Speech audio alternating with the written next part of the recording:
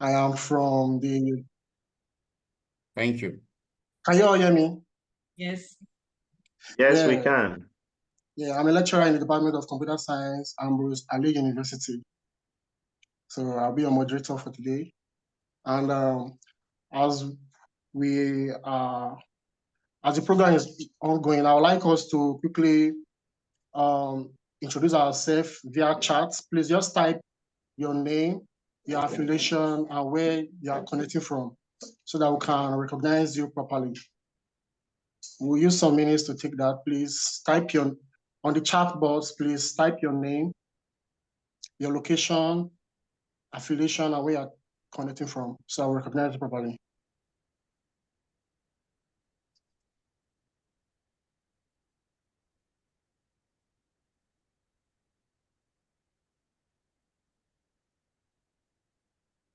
Okay, we have Gloria. Gloria is with us, a PhD student of University of Nairobi, Kenya. You are welcome. You are welcome. You are very welcome. Okay, can you just wave your hands? Can we see you? It would be Gloria nice. from... Oh, okay. Is Gloria with Let's us? see. If you don't mind, Gloria. Gloria, can you say something?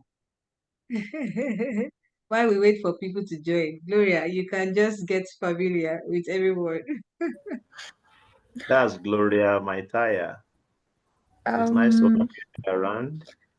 I'm trying to, okay, my video, it's not working. I'm trying to open the video, but it's not working. Wow. Okay, we're Yeah, glad but to have you around. Hello, Dr. Joya. Dr. Jola-Emi, good morning. Good morning. Good morning. morning. Good morning, sir. Good morning. How's work and the family? We thank God. We thank God. Thank you so much. Okay. So the quantum mobile, I'm finding it difficult to install the quantum mobile. How do I go about it? We'll talk about it. We'll talk about it, Okay. sir. Yes. So we'll get to that point.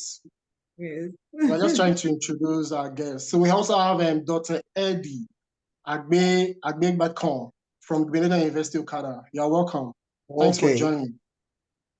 We also have, hello? Hello. I can hear you, sir.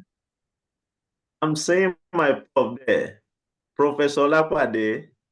Yes. It's nice to have you around, sir, Prof. Wow. Thank you. Wow. Okay. We also have, I think this, we have Mr. Leonard from Addis Ababa University, Ethiopia. You're welcome.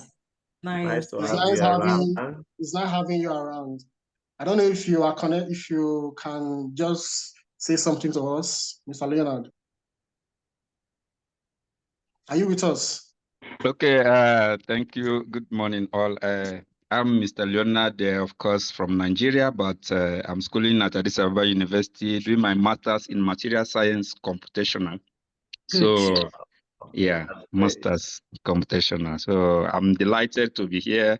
When I saw this in the LinkedIn, currently I'm working on MD and DFT modeling of supercapacitors. So it's a privilege for me to be here. Thank you.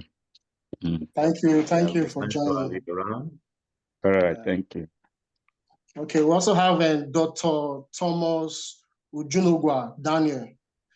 Dr. Thomas is a lecturer from the Department of Physics, Alex Ekweme Federal University, Ndufu, Alike, Ebonyi State, Nigeria. Dr. Thomas, you are welcome. Are you with us?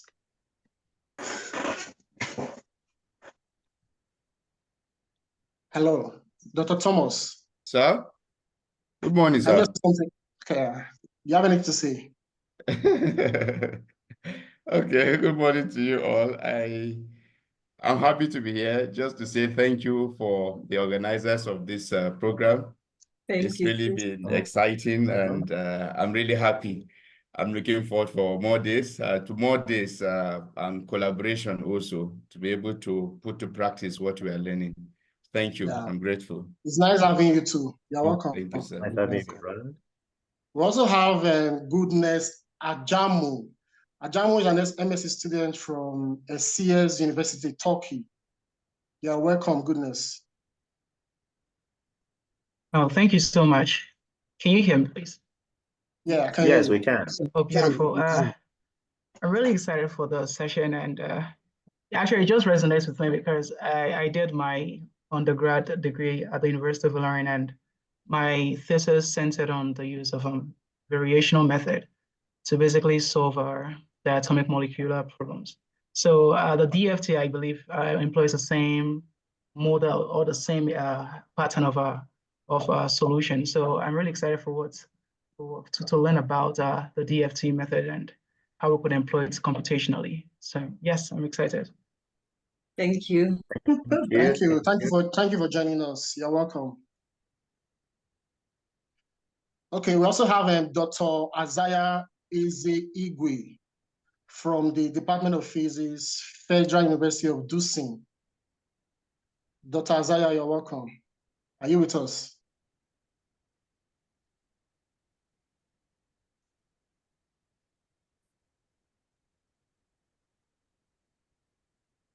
Please, if you are connected, we would like you to please send your name, your affiliation, and where you are connecting from so that we can welcome you properly. For what I can see, we have 23 participants, so we're expecting more participants, and we expect you to also tell us where you are connecting from and your name so we can welcome you.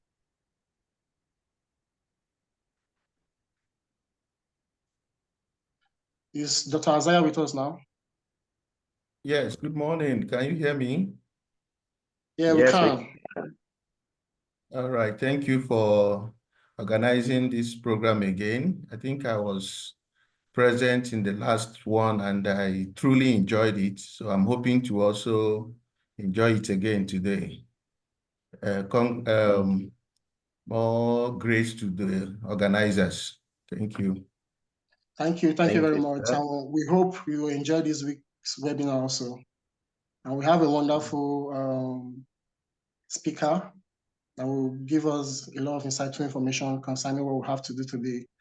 And the topic for today is computing electronic band structure using quantum espresso, quantum experience. So we are going to be learning a lot of things from our speaker today. So I would like you to, if you're just joining us, please drop your name, your location, and where you're connected from so we can welcome you properly.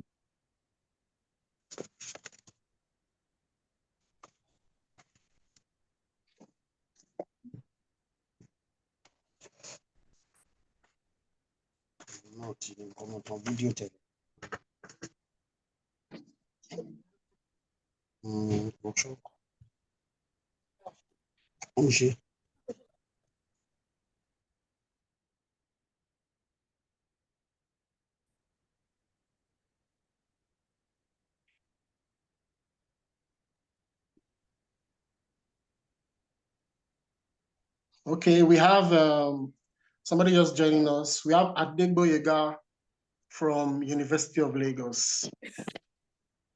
We don't know, Dr. Adegbo Yega, are you with us? Yes, sir. Good morning, sir. I'm with you. Good morning. It's nice having you. Thanks for organizing such a program. Thank you very much. You are welcome. I will hope yes, you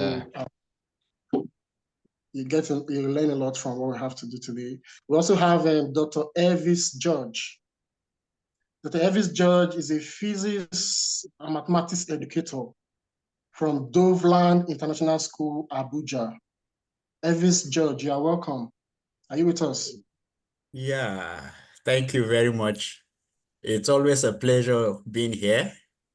I found love in physics. I enjoy what I do, and this has been the answers to my prayer for years and years. I would not want to say too much. I have always been very passionate in understanding the structure of materials, and most importantly, seeing some of the things that I teach students myself that I have never seen.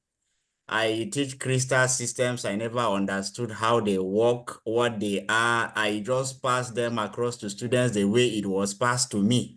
but I am beginning to see better ways of presenting knowledge, and I can say that this is really feeding my curiosity.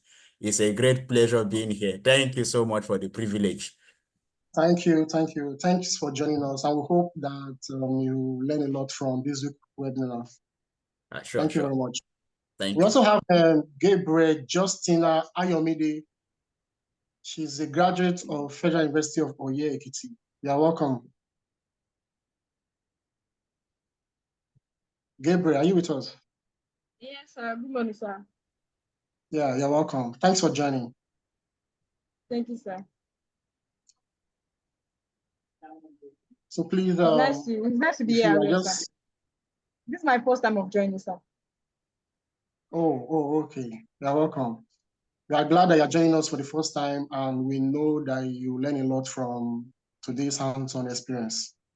All right, sir. Thank you, sir. I look forward to it, sir. Okay, you're welcome. So please, if you're just joining us, please go to the chat session and type your name, your affiliation, and where you're joining us from, so that we recognize you properly.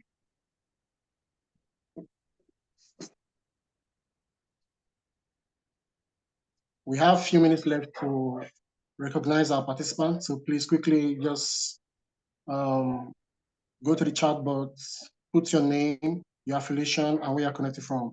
It would be nice to welcome you to the webinar session.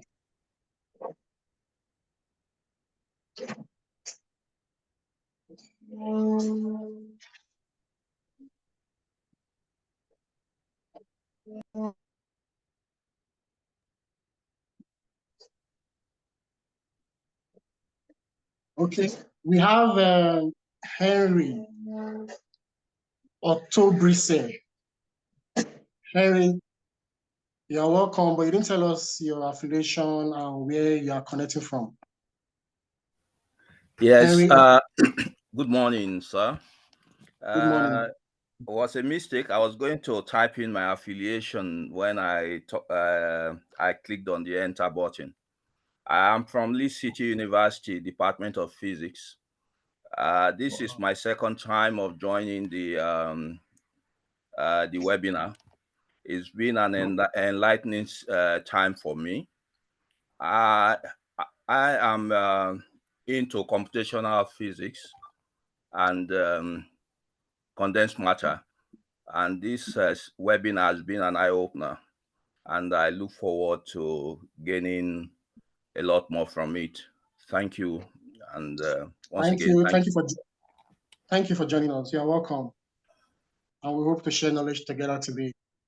So moving forward, we'll come back to recognizing participants as they join. I would like to welcome the host of this event, Dr. Akinola Samuel Professor Akinola Samuel Olayinka. Samson Olayinka, our host for today. You're welcome, sir. Thank you so much, Harrison OJ.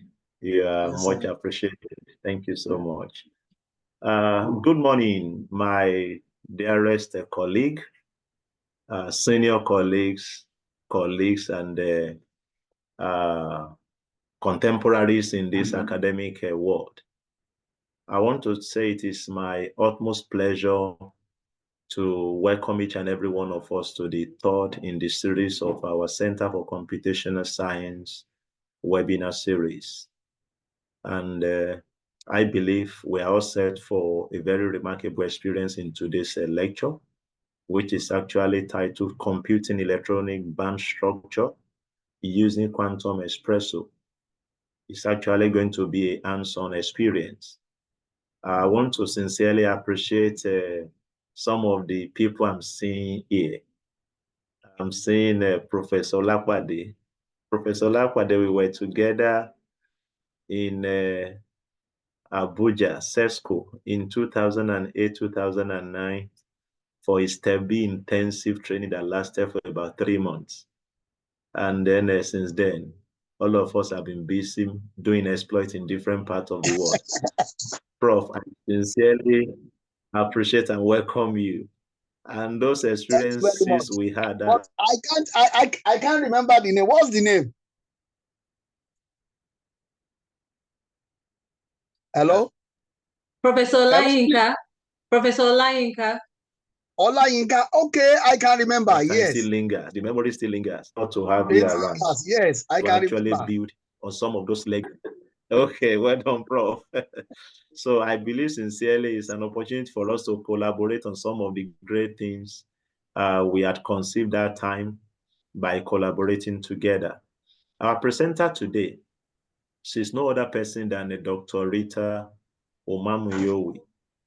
And then she's someone who has a vast experience, both locally and internationally. I believe when a citation will be taken, we will be able to at least know a little more about her.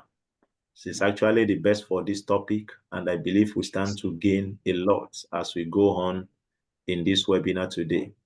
One thing I want us to know is that in this particular forum, we believe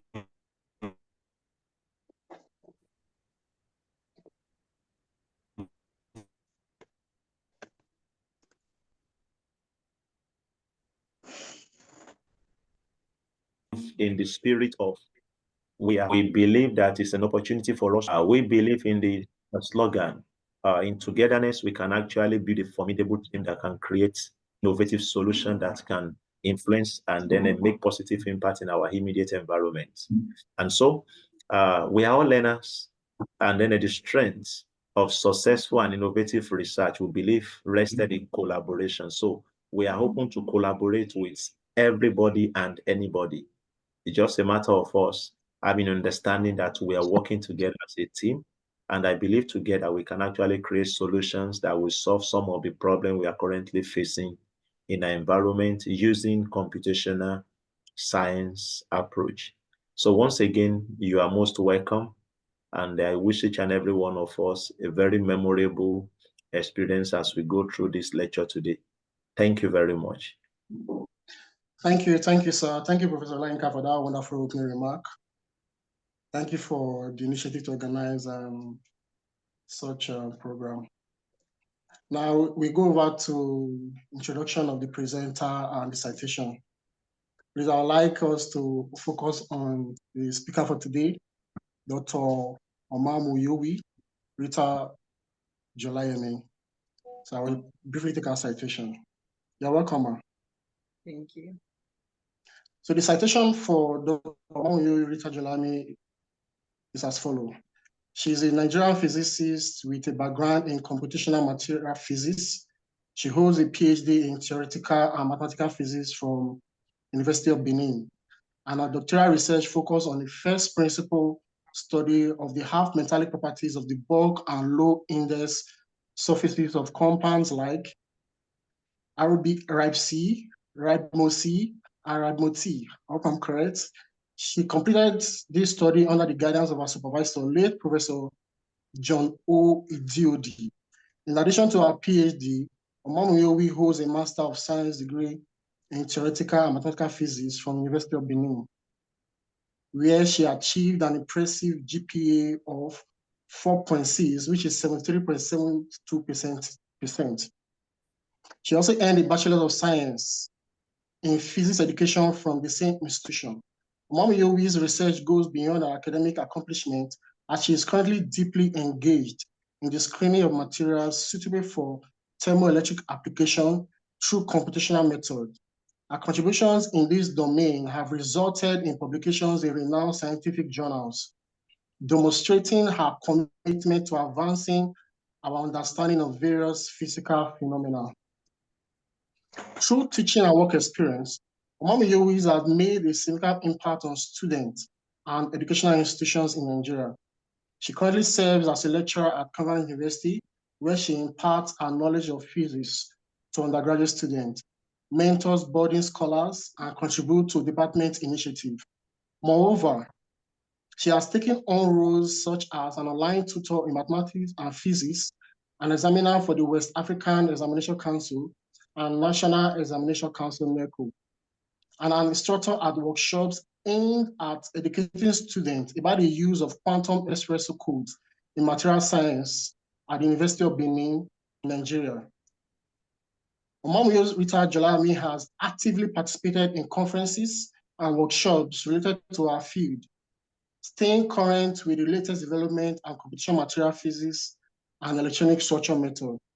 Our dedication and commitment have earned our recognition, such as the most active participant award at ASEMA 2023. In addition to our professional pursuits, Omomuyiwa has been actively involved in community service and has served as an assistant registration officer and presiding officer during elections, contributing to the democratic process in Nigeria. Omomuyiwa's passion for our field, strong work ethic, and commitment to education and research make her a promising figure in theoretical physics. Her extensive knowledge and diverse skill set make her a valuable contributor to the scientific community and the next generation of physicists. Omomuyiwa is a junior editor for the African Physics newsletter and a member for the Training and Education Group, WGD4, of the PSIK community.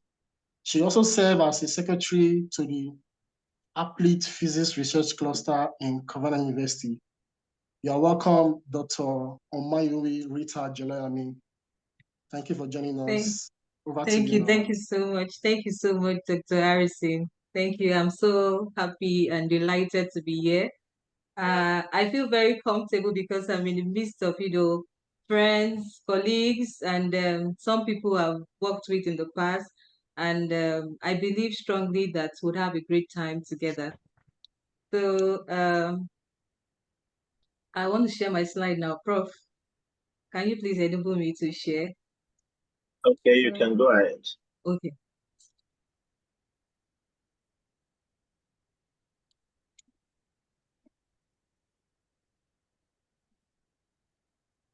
Okay, so this is it. I'm trying to.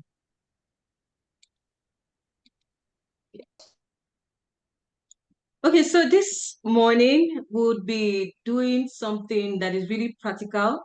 We'll be computing electronic band structure, using quantum espresso. And before I dive into this, I want to say that quantum espresso is a widely used package, not only in Africa, all over the world, because it's free, and then there are results that are matching up with experiments. So it's actually, if not one of the largest, most used tool, it should be in that ranking. So one of the objectives, we'll be looking at, is that we'll be able to compute the band structure of silicon. Silicon is just an example. So if you can work with silicon, then you should be able to work with any other material. It's just like a line, you just follow the same order. And we'll be using the pw.x and band.x, executable for this calculation. Then we should be able to plot, because most of the things we find in papers, like one of the attendees here, he said he has been teaching, but then now it's nice trying to do these things, not just transferring the knowledge the way he got it. This time around, we'll learn how to actually plot these band structures, present them in beautiful ways that we can also publish in papers. And we can also apply this knowledge to hypothetical materials, like we are going to do with the perovskite, in this webinar. So about quantum espresso, if you go to the www.quantumespresso.org website, you get a lot of information about quantum espresso. And there are a lot of documentations there. There are tutorials. What I'm doing now, it's even, I'm just like an accumulation of knowledge from here and there, put together. The forum is actually very big and you can learn a lot. Right now, you don't even necessarily need a tutor to actually do so many things. You can actually do them on your own because there are lots of materials. Past schools, past conferences, they are there in the Quantum Espresso website. And also the forum is very engaging. If you have technical questions about your calculations, you can actually share with them. And professors, developers of the codes will be glad to respond to you. I actually started my journey from this, the forum, because when I was introduced to computational material science, I didn't know how to go about it, who to talk to. But then I had to go to the forum, and then I had to learn from, users, their mistakes, to be able to compute the work function and the surface energy of some materials. Now, I must also mention here that when you go to this forum, don't feel obligated to get answers because people are busy. So it's possible you're not asking technical questions and then they might not give you a response. Now, someone said one time, one of the response somebody gave to a person who was asking a question on that forum some time ago was that this is not a textbook. So I just want to encourage us that this is not a textbook. And also for this webinar, it's not a textbook. You don't expect everything that you have in text, to be found and discussed here. If you want to learn about the theories, you can get very good textbooks, to read through, understand the theory, pick up literatures, and study more about these materials then before you dive into computational physics. Now, someone said something that you can't compute what you don't understand. So you need a lot of understanding before you can actually start computing. So there are a lot of documentation, like I've mentioned. You have the online manual, it's available. And then we also have some directories in your Quantum ESPRESSO distribution. If you can install or compile it on your system, local or on an HPC, you can actually have these directories. They're available, for use. And I must also mention that there are lots of examples. I think the first place you should even start from is going to the examples. If you have a question, if you have a problem you want to solve involving computational material science, the best way to actually start is, after all of this knowledge, is go to the examples and see if there's an example that is related to, what you plan to do. So this platform, this website is really rich for a lot of stuff. For this hands-on material experience, or this experience, would be using documentation from GitHub, Assessment 2023, directory. Now, this is, I must acknowledge Alberto Kata for preparing this. I'm just going to use his materials to, I'm just transferring knowledge actually. So I'm going to use his materials. It's actually from Assessment 2023, which was held in Rwanda. So if you go to this link, you would have access to every file that will be used for this hands-on experience. It's available, it's free. Okay, so in talking about, I want to start by, first of all, understanding. I'm sure we understand what band structure is, but then I noticed that, of course, we have people that are still new to this. But band structure is one way to actually identifying or characterizing a material. So how do you know that it's a metal, it's a semiconductor, it's an insulator? The first thing you probably want to do after understanding the structure is, getting the band structure. And how do you know? When the Fermi level is lying between the overlap of the valence band and the conduction band, it's a metal. If you find the Fermi level in between, in a gap, in any gap, okay, very small gap anyway, it's a semiconductor. And if the gap is actually large, then it is an insulator. So I'm going to do a quick one based on this. I'm sure you already know what band structure is, but then I want the activity to be very interactive. So I'm going to ask a question in the next slide. Yes. So if you find it, this is one of the materials I worked on. So I actually put out the compound, but then the band structure is quite interesting. So how will you classify this material based on its band structure? So you see a material, you see a lot of this kind of plots, on papers. How will you classify this material? Will you say it's a metal? Will you say it's a semiconductor, or it's an insulator? So I think I'll go to the chat and then see if I can get responses from from our participants. Please, let's just get, involved in this discussion, okay? So I'm waiting to see some responses. Yeah, how will you classify? Just looking at it, okay? We have not plotted anything, but just looking at this, how will you classify this material? I'll give some minutes for some responses. Good. Samson says it's a semiconductor. So I'm waiting for more people. Let's get engaged. Yeah, it's semiconductor. Semiconductor. So good. Thank you very much. It's a semiconductor. Thank you so much, for your responses. It's really nice. Yeah, it's a semiconductor because you can see that the Fermi level is actually touching. It's just touching the lowest conduction band there. But then it's still lying in the gap. It's not crossing the conduction band. So it's a semiconductor. And you can see that the band gap there is really small. Yes, it's small, it's not so wide, so it's a semiconductor. So thank you all for your responses. So let's move to the next slide. Now, in the last webinar, we had Professor Mayali, Dr. Mayali speak to us, and it was really insightful. So if you want to know more about, how to get this six structure formats of structures, you can go back to listen to the video, which is available on YouTube.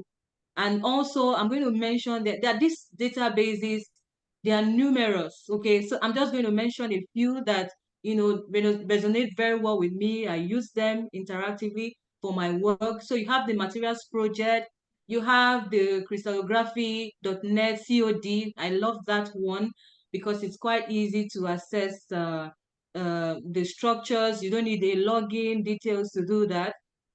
Then you have the A-Flow. A-Flow is also very robust and others. So we have a lot of these databases. So this is just a few. Yes, thank you, Prof. Yes, semiconductor within iron. Yes, thank you, Prof. Yes, so these are just a few, databases where you can get the structure file of whatever material you plan to study. Now, after you've obtained the C file, you want to convert it to something that is understandable by the Quantum Espresso, code. So, and there are many tools. Like I said, there are many tools. You can do this by hand, if you understand the flags and then the blocks in the Quantum Espresso file, you can do it by hand. There's Burai. Burai is the GUI of, Quantum Espresso because you are practically seeing it. A number of us work with Windows and it's quite beautiful working with Windows, unlike, maybe working with a command-based system. So Burai is good. Yeah, it works excellently with Windows and also with, I think also with a Linux-based computer.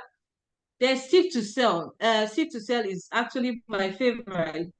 Then there is a Sift2QE. Sift2QE is available as a tool. If you go to the PW directory of your Quantum Espresso package, you find a number of tools there. This is just one of the tools. Like I said, everything that is needed for you to have an excellent execution or computation is available. The only challenge is that sometimes we may not know exactly how to locate them. So Sift2QE is also very good. And one that works also perfectly, but then of course you have to be connected to the internet to use it, is the Materials Cloud. It's very good. I think we would use that for this hands-on section. So there are a number of them, but these ones I know are excellent tools for converting, a C file to a Quantum Espresso input file. So before you engage into calculating, like I said, this class is quite a straightforward class. And everything that is available to compute the band structure is also available as an example in the Quantum Espresso package. So like I said, sometimes we may not know how to locate these examples, but now we are learning that we need to search and then begin to find. There are a lot of tutorials out there. So now before you begin with your band structure, which is, the core subject of our discussion, we first need to start with convergence, okay? So quantum espresso, you need to, I'm not going to say so much about some of this, so many lines you are seeing here, but every information about these lines, particularly from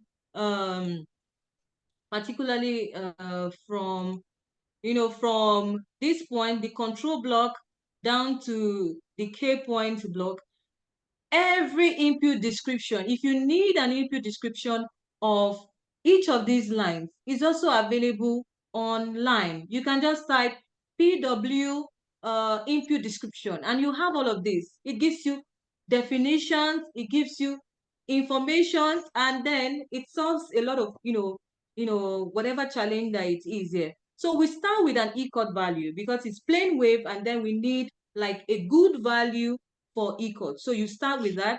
Like I said, this is a script that does a lot of looping, and it's available in that directory, the assessment directory. So what does this script? This script would, run this calculation for ECOT equal to 12, and then repeat it for ECOT equal to 16, 20, 24, 18, 32, and 36. Okay, so after doing this, you then need to plot. Now, the most paramount thing about Schrodinger equation or the Poncham equation is the energy.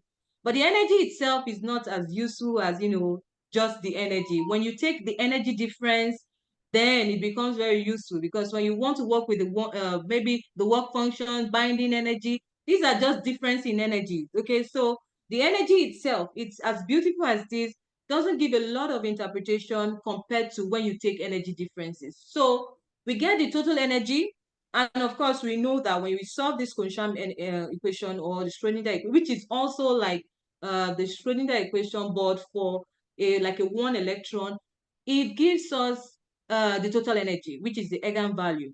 So now we plot this energy against the ECOT, and we see at this point there's a plateau, like it's relatively becoming flat. So the implication of this is that if you take any ECOT values about this point, it's going to give you good results. But then if you take any one higher, of course, still going to give you good result, but then the computational time would be increased. Now, if you take values about this point, there'll be a lot of noise in your calculation. And if you're even doing calculations like phonon, testing the dynamic stability, you might probably find some imaginary modes. So convergence test is actually paramount. It's very key when you start your calculation. You start with the ECOT, and then you move on to the K point.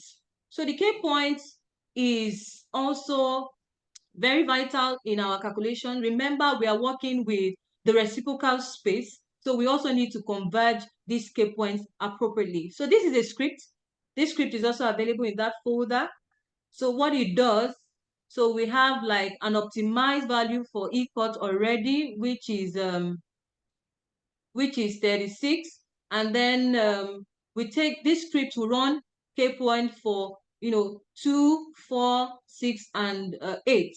Now, the reason why we have a uniform grid is because it's silicon, and silicon is is a cubic material. So the A, B, and C length is equal. So you just have a uniform grid. If you have a tetragonal system, then you'll be having A and B being equal, and then the C being longer. Then of course you have to do a slightly different convergence test to get for the arrangement will be slightly different from this.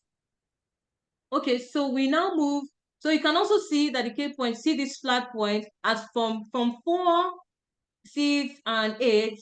These are very good values you can use for your exercise, and it will give you results that are also good. Now, another thing is that other than the shape, most times we look at the shape, we want to see that L shape. You also need to consider the difference in energy, because that's also very important. So you want to find out, okay, at what point you have a difference of energy that is very close to 0.0001, you know, and that's where you actually choose the value. But then graphically, you can actually pick it from the K points.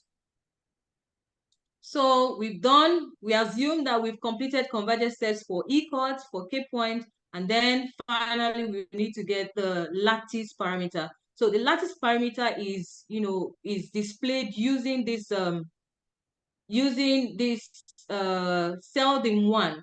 Now, you have to be very creative when you work with quantum espresso. That's why I said understanding is really important. There are so many ways to structure your input file. There's no unique way to actually creating your input file. You need to understand some solid state physics, and then you should be able to, because you'll be thinking of a lot of materials. Some of them have not been worked on before, and some of them you may not be able to find on databases. So you need some level of understanding to be able to structure, you know, this input file. So Seldon-1 is, you know, the line that gives us the optimized lattice parameter or the lattice constant. So if you are working with a cubic material, you know, A is equal to B and B is equal to C. So in other words, A is practically the same for all dimensions.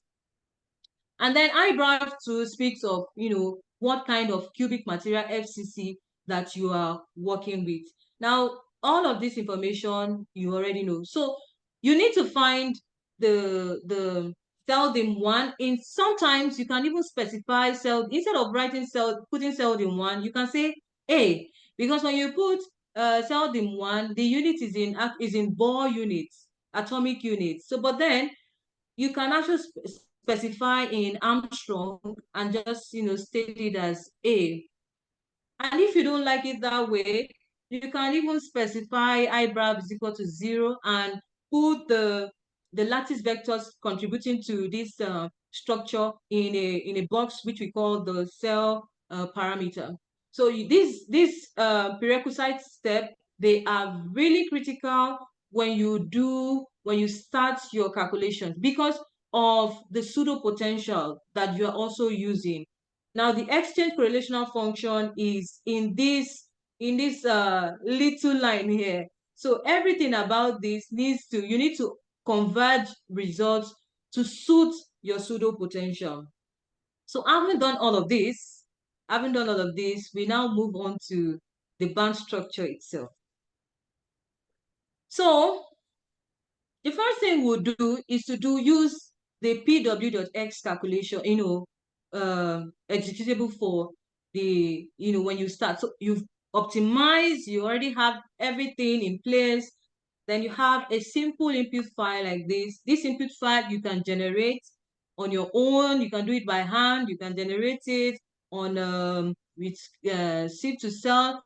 Sieve to cell will not give you some of the blocks, so you need to put them by hand because sieve to cell doesn't know which directory you are working with, where your pseudo directories are. You have to put those by hand.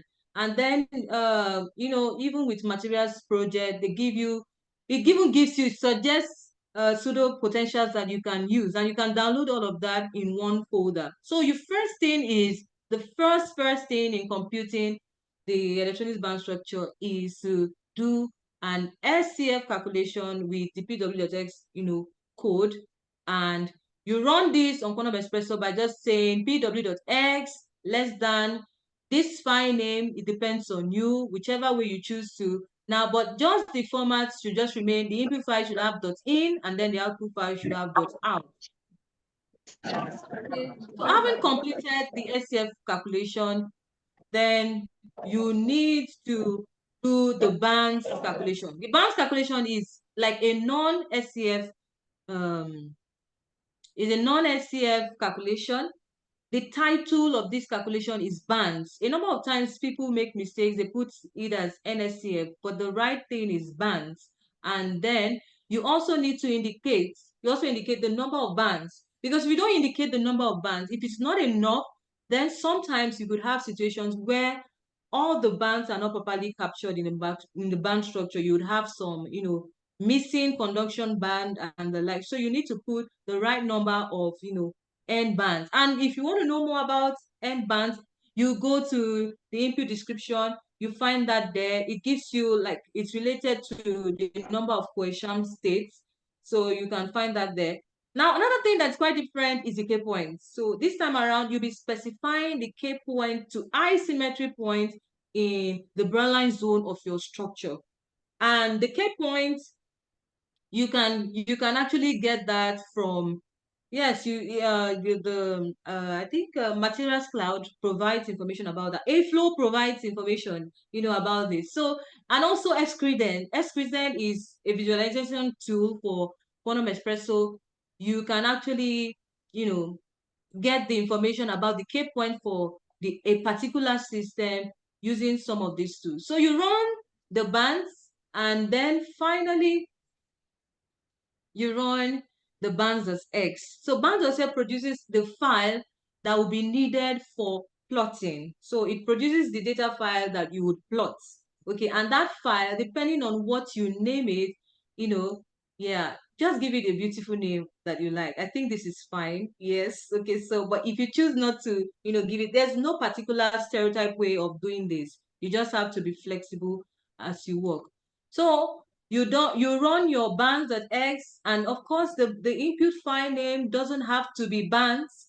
You just need to maintain the .in as the input, and then the expected output as .out. And so that's practically about band structure. So the next thing would be plotting. So for silicon, I'm sure a number of us have seen these textbooks and all of that. You just need to plot it. We have different plotting tools. We have the plotband.x. Plotband.x helps you. It's also part of the ESPRESSO package that helps you to do this stuff interactively. So you are actually putting values, and it's using the values that you put in there, to plot the graphs. And then you have the NuPlot. NuPlot is beautiful. It's actually beautiful. It's actually like a command, you have to use commands and all of that, but it gives you beautiful graphs. This one was plotted with NuPlot. I'm just going to emphasize a little on this script that was prepared by Abato. Now, what is this script about? So you have like label this graph, X label and Y label, energy, and the wave vector. So these are asymmetry points in the broadline zone of, silicon. And then, of course, you have X tick. It means that go and put these symbols, at these. So there's also, of course, when you plot, there's the X coordinates. You get the X coordinate. You can get the X coordinate from, plotband.x. So go put, this symbol W at the 0.0 point on the X, axis, which is our wave function axis, wave vector axis. The gamma point, the X, W, and these are asymmetry points. So it's quite simple, as as short as this script is. It's doing a lot of beautiful work. And then we can choose to plot, because you have a range of energy. You can choose, so that you really want to capture the gap in a material. So if you have a very large range of energy on the y-axis, you might not, of course it will be there, but then you need to, you want to see a clear view of the band gap, and so you need some range of energies for that. There's there's a XMGrace. XMGrace does beautiful graphs, and then there are also lots of materials that you can use to plot. Yes, so that's it about plotting the band gap. Like I said, it's quite interesting.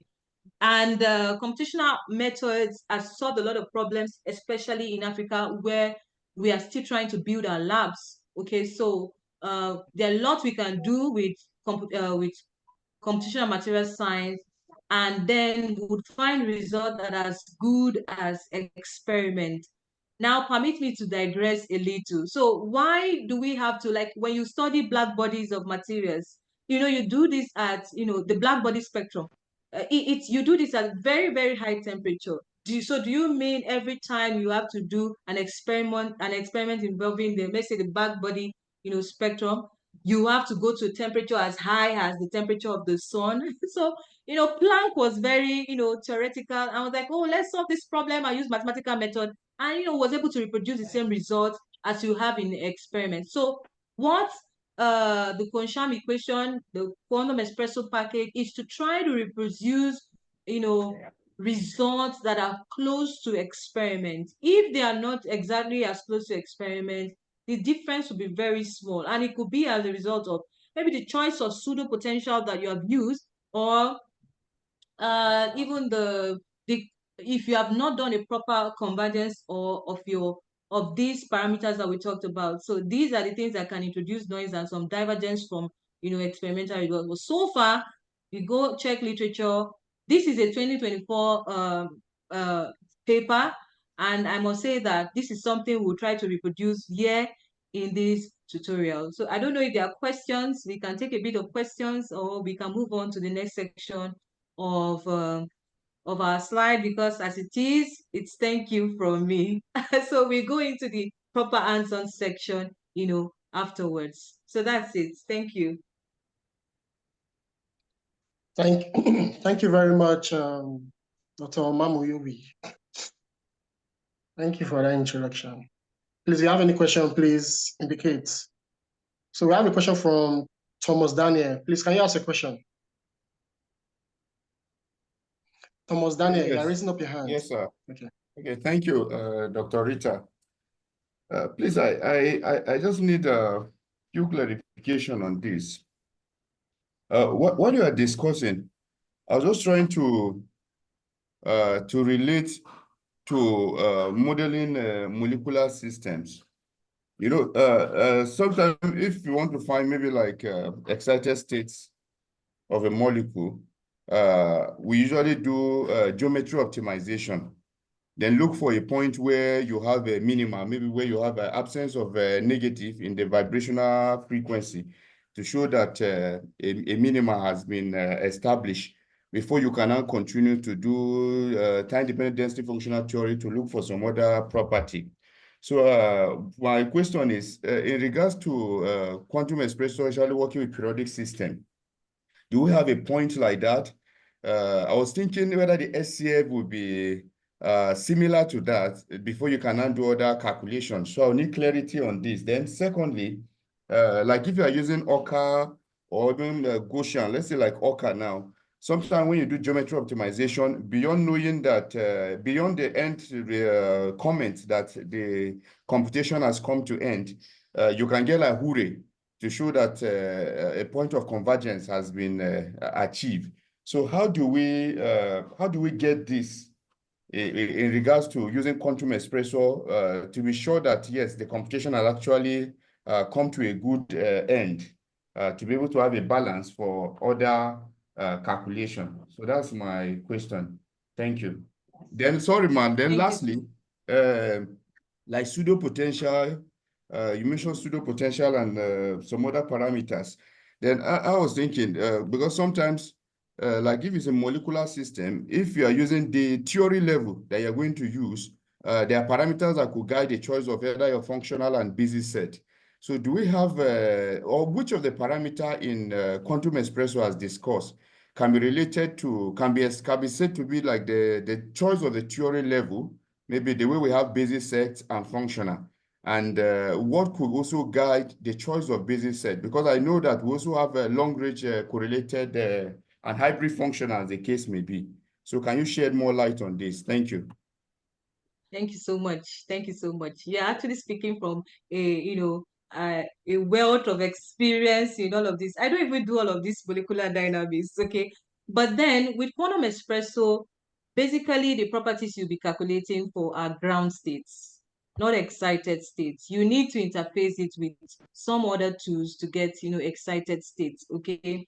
And the quantum espresso package, it's now robust enough that you have the EPW. I don't do excited state properties, okay? But then it's now robust enough that you can actually get, properties relating to materials, refractive index, and all of those, at excited state using the quantum espresso code, but not with PW.X. There are other like it's a package. So there are a lot of codes inside that package. So for pw.x, you can actually use it, and the bands.x, you can actually use it to get ground state properties like our band structure.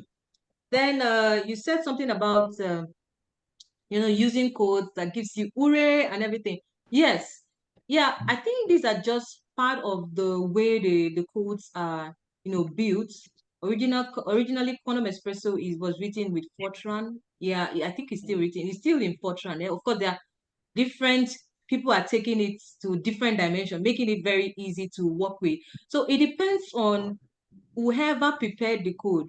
But right here, we understand we are expected to know based on the energy difference, at what point. The graph I showed you, it's one good way graphically to tell that, okay, you have attained convergence, because you see that Pluto sign, that flat line, it tells you already that whatever thing you are doing beyond that point is okay, but you're just increasing computational time. And of course, this is just silicon, and we are using, an atom, two atoms in the input file, which is quite easy to work with on your local computer. But by the time you move to extended materials, like with a number of atoms, you'll find out that you need to actually do this convergence so that you can work with a good computational time and the resources available to you. You can't afford to use all your computational resources, carelessly. So optimization or doing your convergence test, it's quite important. It's very important. You said something also about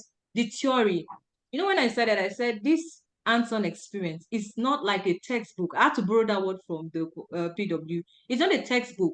You need to understand what this SCF calculation is about. And I think in the last section webinar series, Dr. Mayali actually gave us a breakdown, like where is the basis set coming in, the kinetic energy cutoff coming in. He gave us a little breakdown on that. So these are coming in from those lines. Based on the pseudo potential that you have used, we determine the equal, the kinetic energy value that cutoff that you're going to use, and also the charge density, and also the basis set. The basis set is simply our K points. Okay, because all of this you are doing, you're not working actually in real space, you're working in K space. So the K points, the K size you're going to use, that's where K points comes about. So I believe, I don't know if I'm able to answer your question. So in Quantum Espresso, there's nothing like URE. Maybe somebody else can decide to include that in the subsequent development. But then when you take the energy difference and you also look at the graphs, when you plot energy with respect to, and it doesn't even necessarily have to be convergence. I give you another scenario. If you are working with the relaxation time, you are trying to work with the relaxation time. And of course, the relaxation time is going to change with temperature. Also, you need to check at what point you're going to, okay, you need to see how the value of the relaxation time changes with temperature. So if you are changing a parameter with respect to a single, variable, that's optimization you are doing. But in this case, we do an ECOT plotting energy with respect to, the ECOT values. Then you also do your K points, which is your basis set size, energy against that. Okay, thank you, ma'am. Yeah. Thank you very much. We have two participants raising their hand. I would call on Gloria. Gloria, you can ask a question. Yes. Thank you, Dr. Rita, for that great presentation. I have one question. Okay, clarification. So when you're running the band calculation, we're using, the first step is to run the self-consistent calculation, right? So when you're doing that, are you using the optimized values for the ECATs and for the K point and also for the lattice, or are you using just the original input files? And also the second question, are you going to share this presentation, or maybe if not, maybe you can just share the link of the assessment GitHub. Thank you. Yeah. Yes, so the assessment link, it's available. It's in one of the slides. I will share this, of course. Yeah, it's for everybody to enjoy. So, and then when you start with, when you need to do your band structure calculation, you don't just get your C file and just, the starting point is optimization, your convergence testing, okay? So it's the value of the converged values that you use in your band structure calculations. If you don't do that, you have noise in your calculation, and it's not good. Of course, maybe for band structure, you can just successfully go away with it. But when you move to dynamic stability, definitely you would encounter issues. So you use the optimized, parameters for your calculations. Thank you. Thank you. Thank you, Doc, for the answer. We have one more person raising up his hand. Isaiah Igwe, you can ask a question now.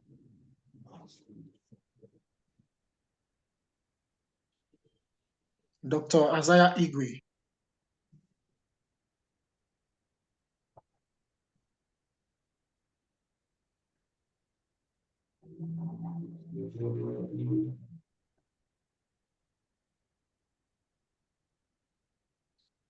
Are you there? Yeah, you are still muted, sir. Can you unmute, please? Sir.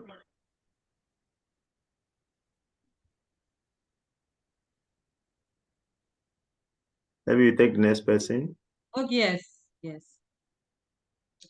So, okay. Okay. Okay, in the chat, we have a question. Please, I need clarification on convergence of total energy with E cutoff. Why does the plot shows decrease along the total energy axis and then go straight along the E cutoff axis? Is this from? Okay, it's from I think it's your question. That's the question. Yeah, it's from physics. And if you, of course, I can give an answer, but I always say this: it's not a textbook. We are providing, we are providing information that can help you, begin to do this. But you really need to understand. It comes from the variational principles. Okay, so there's a lot of physics behind it. Okay, if you go study variational principles and then playing with basis, you understand better why you have that plateau. But logically, you can tell if something is already flat, like the line, it means that it is constant. It's not changing. Whatever value of E cut you use is not going to give you a better result like using something on, provided it's on that line.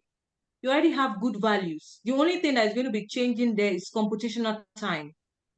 And like I mentioned earlier, when you do calculations for just 2 atoms, it's quite easy to use up computational time or just use your computational time. But by the time you move to supercells, you want to dope a material, you want to work with a surface where you are creating, a slab, you will need to do those convergence testing. So, but it comes from variational principles in physics and then playing with basis. So that's why the shape is always like that. I think if I'm wrong, someone else can please correct me. But yeah, so that's it.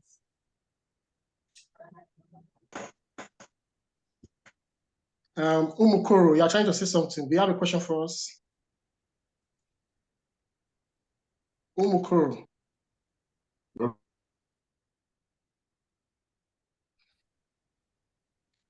Okay, please kindly go to the chat box and there's a WhatsApp link where you can get updated information. Please kindly join.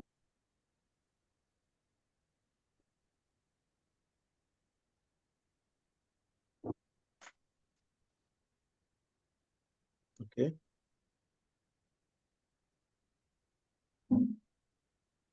So, Prof, I don't know if you have questions. We can move on to maybe Okay, we have a question. Somebody just sent a message. The example used is silicon, which is cubic structure. Please, for orthorhombic structure, where the dimensions are not equal, how do we calculate the said dimensions? Yes. So for the orthorhombic structure where you don't have the dimensions being equal, it's quite also straightforward. Now, there's a way, there's Professor Feliciano. Like I said, these things, this information, they're everywhere, but I'm just going to give you some tips. Now, Professor Feliciano, he is one of the contributors to EPW. There's a way he does his own optimization that's quite different from, a number of people, which is also good. Yeah, maybe you can check his tutorial on Paradigm School. Yes. Then another thing you can also do is that you keep one constant and you vary the others. When you have that one, you input it into the file and you vary the others. So for each of these, you would not be working with just the energies, the lattice parameters, but rather with the volume, because A is not equal to B equal to C. So you'll be optimizing with respect to the volume. So that's another way to doing it. So if there are other ways, you can also share. So Professor Feliciano gives a very robust way of doing it, because he does it with a script, and then you have like a graph where you can actually pick out these values. But the simplest way, which is actually you take one of these parameters and fix the others, you compute with respect to volume, you get the optimized parameter for that, and then you do the same for the other parameters. It also works that way.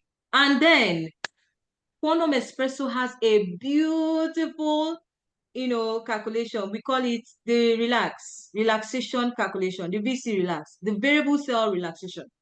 So you don't necessarily have to go through all of this. You just do a variable cell relaxation that takes care of the cells and also for the atomic position. And it gives you, wow, the optimized cell dimension. And then you just extract it.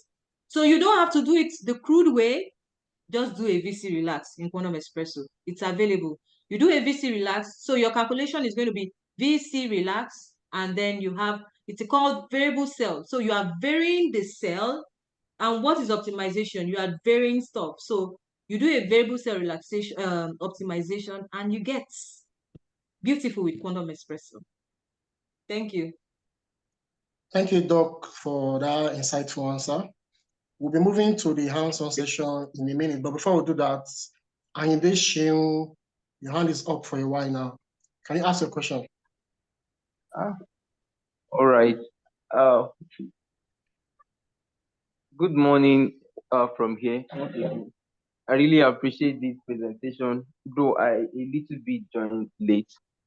But presently, that's I'm referring to the presenter. Actually, I'm working on. Please, Ayinde, since you are just joining us, can you introduce yourself before you ask your question? Okay. My name is Ayinde Sheun.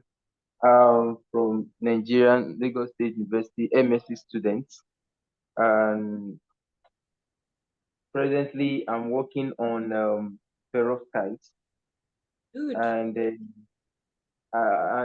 that's why I feel like, let me just ask this question so that I can have a better understanding. Though I have a good knowledge on solid state, but not very deep on computational physics. Now, when I'm getting more confused, I'm very sorry if I will need to drag you back a little. Where I'm getting more confused with it. Now, based on the perovskite we are working on, we're trying to build up a material that can actually fit in, just like silicon, what the silicon is doing on semiconductor device to build solar cells. So I think that is, if I'm right, you can still correct me. So that thing, I think perovskite also want to do the same work. So now my what has been disturbing my brain for some time is when I read more on how solar cell works, and just using silicon based device where electron is being transported, where electron is being collected. That is reactions of electrons between the depletion layer, the diffusion layer, and all those things. I understand it clearly. Now, what is actually confusing me is this. Concerning the perovskite now, how can I relate to just a layman person, which if I'm explaining semiconductor, that okay, when a photon is being trapped, then it enters the layer where the electrons are, then electrons moves, when the electron moves, O will be created, which has to become a positive charge carrier. Then from there, it goes straight to electron transport, where we block the O so that there won't be a repulsion. And from there, then the electrons, the negative side, will go to the negative side of the battery, the positive side will go to the positive. So I understand that clearly. Now, when I'm now working on perovskite, I want to explain to a layman person that instead of, because silicon-based solar cells, it actually takes more energy, takes time, take this, take that, then we can get some source materials, which when we mix them together can also do the same work. How can I explain that when photon is trapped, then what is the function of perovskite in solar cells? That is my question. I don't know whether I'm asking the right. Thank you for your curiosity. Let me just quickly give some information along that line. Yeah. Now, silicon that you're using as a reference materials, there are properties that we can talk about silicon as a material. And the property that have been calculated by that material, that's what makes it a possible candidate for application in solar cell. So at theoretical level or computational level, you are looking for maybe a perovskite that can also have similar property. For instance, we can talk about the optical band gap. Is that okay? If you can maybe tune a material through doping or through interstitial or any form of material manipulation you can do that can give you a perovskite-based material and can give it a similar property closer to that of silicon, then you can make an assumption or a submission that, oh, this particular perovskite candidate that we have maybe screened or we have compute this property about it can be applied for solar cell. Now, your work doesn't stop at that because I know you are a theoretical person or computational person. Now, after that, it takes an experimentalist to now pick that material you have singled out, haven't computed different optical properties. Are you getting me now? So for the experiment to now pick it up and then go and deposit into a thin film and then now verify what you are trying to verify. So it doesn't just stop at computational. If you listen to the presenter, while she was talking, she was actually trying to tell us why do we do computational material simulation or modeling as the case may be. The reason is because you can't just be going to the experiment every time any thought comes to your mind as to how material behave. And in developed world, what is done is that there's always a very wonderful handshake between the experimental lab and theoretical lab in such a way that theoretical people can actually, because they have access to computational tools. Are you getting me now? So based on what theoretical or computational person is suggesting, then experimentalists take it up if they find a material that have similar properties that can actually fit in, for instance, maybe silicon. We can also talk about other material, maybe thermoelectric property. There are specific properties that you are looking for. That is what would determine whether the material you have screened or identified theoretically can actually fit in to the same application that silicon or any other material have been used for. I don't know if that clears some of your curiosity. I don't know if Dr. Orita want to add to that submission. Thank you, you've answered the question. Thank you, sir. Ms. Ayinde, hope we're able to address your concerns and worry. Yes. I think with this very simple explanation now, I think I'm getting something tangible. Now, okay, that is what is actually in my head all this while. Why I was even trying to give a write-up, though I have actually worked on the band structure, the PDOS. I've actually worked, at least based on the introduction of this computational analysis to me. Though I didn't really have much understanding of it during my undergraduate program. It is when I'm doing my master's program, that's when I'm introduced to it. So I was able to grab parts. At least I have some elementary background of programming is little, so I can able to pick up. But when I was now trying to see how to develop a material that I have to develop right up concerning what I'm doing, because the basic and the understanding of what I think we're doing is how to improvise some materials that can actually do the same thing that silicon germanium is doing as regards solar cells is concerned. So I was now trying to mix up what is in my brain with semiconductor devices, with perovskite. So with this explanation now, I now understand that, okay, our calculations is actually what we are actually after. That is the E chord, the parameters, the K points. When we have all those tangible results, just like what Doctor actually explained, I think I understand when he was trying to explain the K points, which we have a flat surface to give us the constant values. I understand that very clearly. So no, please. Let me quickly correct something. K points, they are not the target. The target in our presentation is we are calculating the band structure of silicon. Are you getting me now?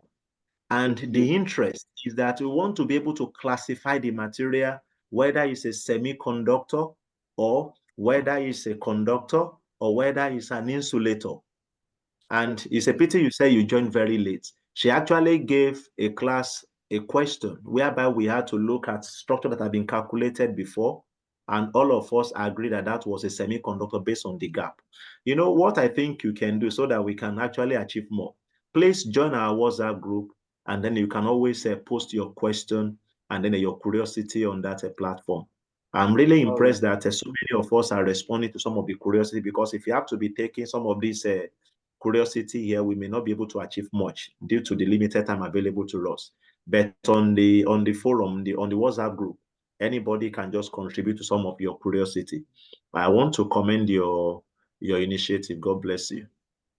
Thank you. I really appreciate it. Thank you, Doctor. Thank you for joining us. I hope we've been able to decongest some of the things you have in your head. Can you put your hands down? Your hand is still up, and you did. I think we can continue. You will do that. Yeah. So let's continue, sir. Okay. What's the next item, MC, on the line? We're actually supposed to go for a break.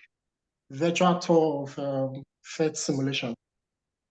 Okay. So we are on a break, just a few minute break before Dr. Rita will come back to come and take us through hands-on. And before I will go into that, I shared the link on the Zoom chat and also on the WhatsApp group. That is input.pw. It's an input_pw.html. After installing your Quantum Espresso, there is a folder or a directory called DOC, documentation. In that documentation, you have a robust write-up that explains each of the syntax and the element that have been mentioned in the code shared with us by Dr. Rita. You'll be able to know how to define your cell dimension. You'll be able to know what is the unit of the cell diamond one that she was defining and the rest of it. So the explanation is robust. Please, I've sent the direct link to the input_pw.html. So if you install Quantum Espresso locally, you have access to that file. Repeat, you have it inside the directory of the Quantum Espresso that you have installed. You have a folder called DOC. And inside the DOC, you have, for instance, if you are working with pw.xcode, you have input_pw.html. It's an HTML file. Once you open it, you will see a compendium of information that can guide you on how to prepare the input properly. If you are working with a band, for instance, we have band input_band.html. So we have all of that. So please, let's explore it and see how we can actually have understanding some of the code she has shared with us. We'll see a better explanation there. Thank you. Now, very quickly, I'll just share my screen while we are on this break to give us some insight as to something that can also help us to improve. our interaction with our students at various courses, largely and partly, PhET interactive simulation is a supporter of this initiative. The Zoom we are using is provided for me as a fellow of PhET at the University of Colorado in USA. And so the aim of that is for us to keep promoting the usage of PhET, interactive simulation, for the teaching of physics, chemistry, biology, STEM subject generally. And over the years has actually proven to be a very effective tool that can improve student engagement. So this is the website. The website is PhET. I believe you can see my screen. Can we see my browser? Please, you can confirm if you are seeing my screen that I shared. Can we? Yes, we can see it. Yes, sir. Okay. Okay, so phet.colorado.edu. Now, PhET originally stood for Physics Education Technology.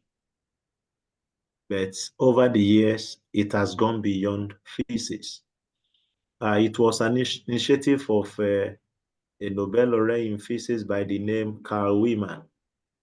Carl Wieman won Nobel laureate in 2001. And the reward he got from the Nobel laureate award was what he used to start this initiative. And millions, I think billions of simulations have been produced over the years, and they are still actually producing more and more. So I want to just quickly take us through this virtual tour so that we can also make use of it. So that is the website. If you type this on your browser, you will land on this page. So the first thing I will advise is for us to actually sign in as a teacher. If you have not, you can sign up. If you don't have an account already, but for me, I have an account already, so I can simply just sign in. I can sign in my own case.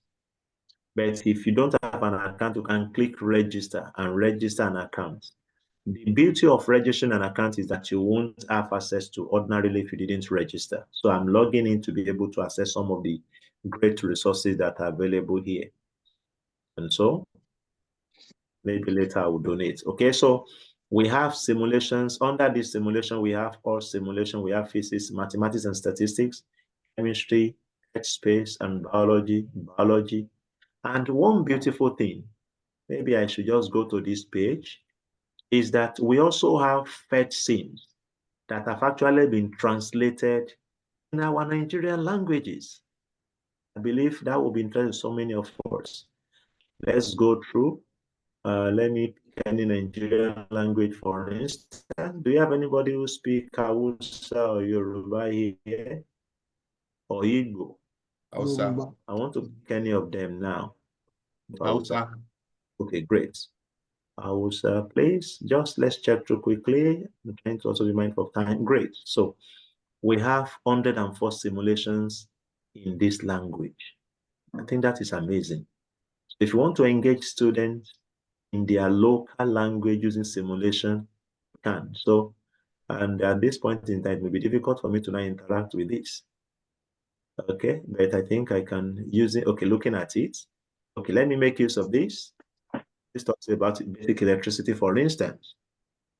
Now, once I'm on this page, I'm going to show you something very important. Now, if you look at this first icon here, with this first icon, you can actually download this singular sim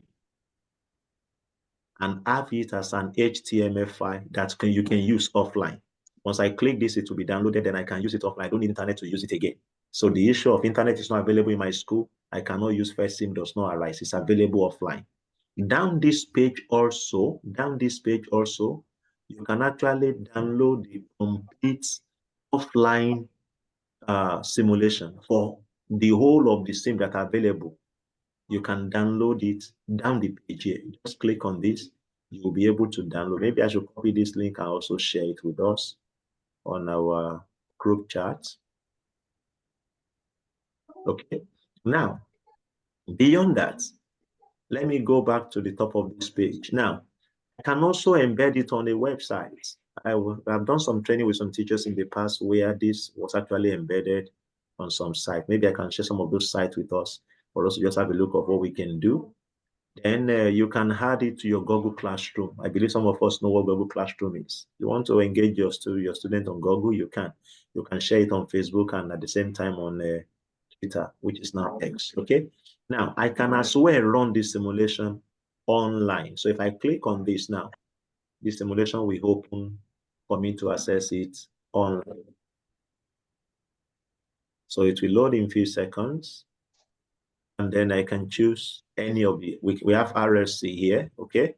If I open this, the simulation page opens for me. Then I can actually bring an RLC circuit here. This is resistor.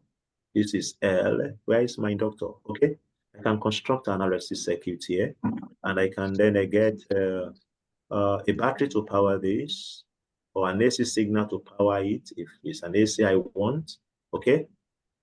Then you can right click on any of these and change the value, double click instead and change the value. I believe you can see I can change the value if I need more voltage, okay, 25 volts, and the frequency, I can change it to 1x or whatever value I want, okay?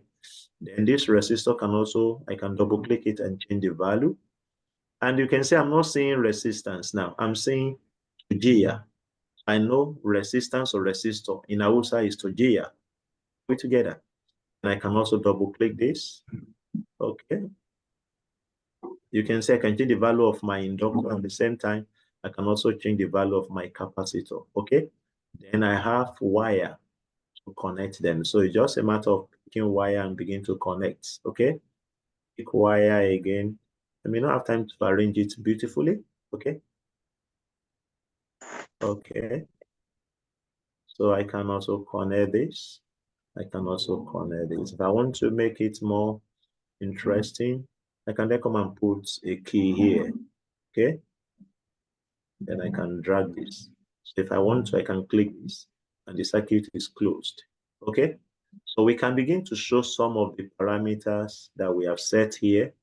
And we can begin to also measure current. We have an oscilloscope here that can display what is happening across each of these components.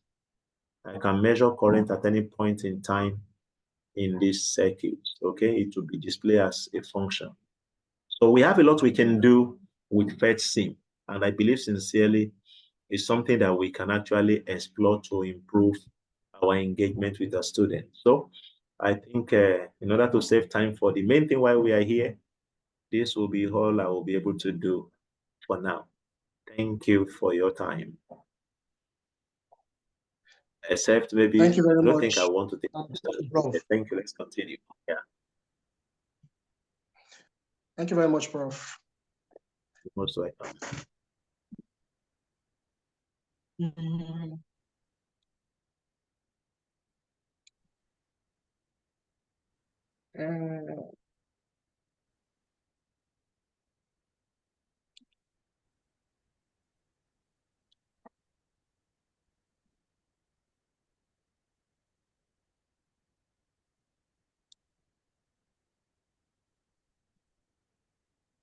Okay, we can see your screen. Okay, so welcome back. Thank you, Prof, for that PET simulation. It's really amazing. There's a lot to do with PET that we've not even, started working with. So, this is the directory I mentioned in the talk, and I'm just going to do a live, computation because a number of times the challenge is, okay, after webinars like this, it's always exciting, but then when we go back to doing this stuff on our own, maybe somewhat, so I want to try to do it like someone who is just doing this for the first time. Okay, so the results are there. We have already displayed it, but we want to try it, displaying it for the first time. So this is, if you use Quantum Mobile, we talked about Quantum Mobile. Yes, Professor Olapade, yes, I think was mentioning something about Quantum Mobile. Yes. Well, so, I have succeeded in installing it. okay. However, what's the difference between the Quantum Mobile and having Quantum Espresso on Ubuntu or any of the Linux platform? The thing is, a number of times we still have to work with Windows, Yes, office yes, space.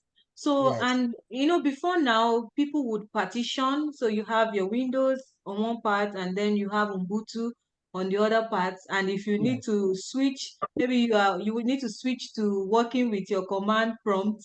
You have to shut down. So it's kind of tedious. So, but with Quantum Mobile, you are just minimizing. Another thing is that the packages, all the tools, computational tools that you need are available right there in Quantum Mobile.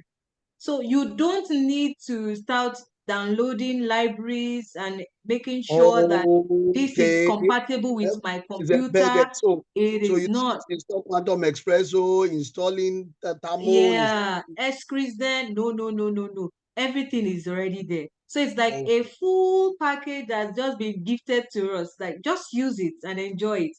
Okay, so that's so like now I'm using Quantum Mobile. The version of the Quantum Mobile may not be exactly as what you have. I've been using Quantum Mobile since 2017. So so I have there's the latest version installed, 24. So you can have I've worked with this for a long time. It's stable. So the newest version, there's a different way to launch it. Prof mentioned it. You have to do like Condo activate Quantum Espresso. So it's activates the Quantum Espresso environment. And then if you also need to like use maybe seek to sell and also your some of your visualizing to, you have to use Condo activate these environments. So, but with this version, I've been using, the older version, but still stable. Yes, okay. So I don't have the newer version, but then I just, work with this. So now this is the directory where I have the bands from my assessment 2023. So I'm just going to open in the terminal. I'm going to work like, okay, working with GUI and then the terminal. So this is it. Now, what I want to do, so you should be familiar with some of the Linux, some of the things we use with Linux, ls, cd, and everything. So I want to make a directory. Before want to You've not launched your. We are Sir? not seeing your. You need You to are not on maximize that terminal or whatever you are using. your virtual machine. We are still seeing. Yes, it's a Maybe virtual machine. We not the not the Quantum Mobile you are using.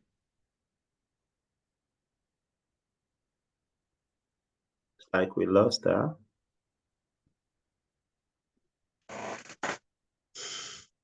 Are you back, Dr. Rita?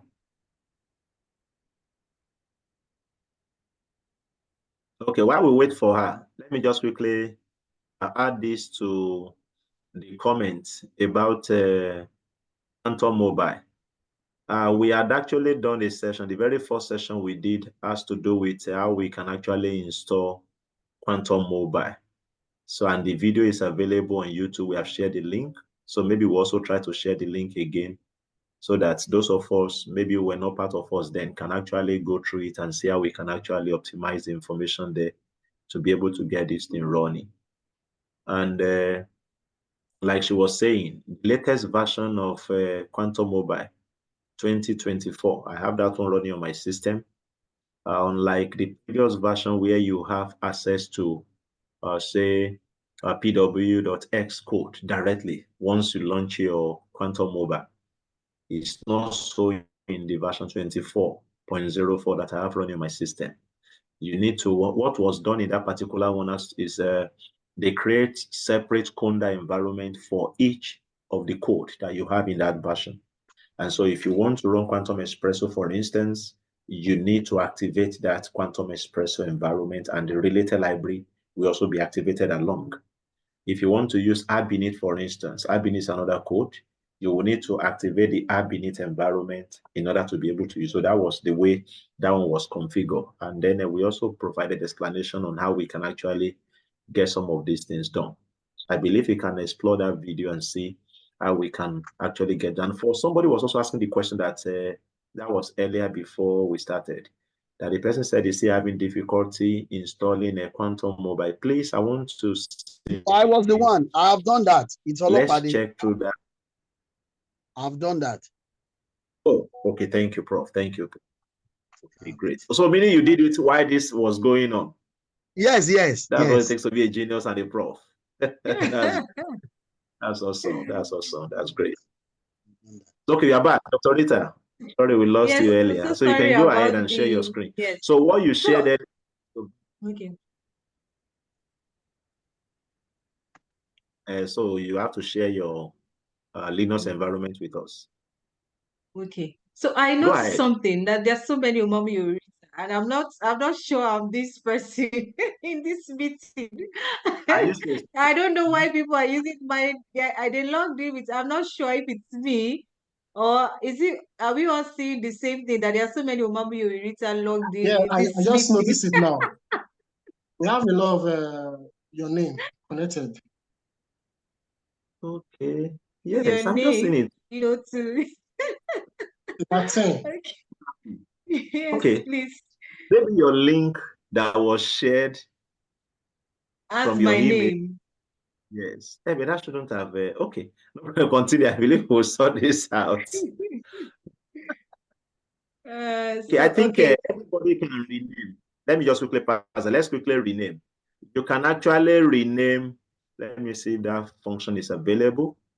If you go to, okay, yes, you can rename, please. Everybody, let's quickly go to participants so that let's correct that quickly.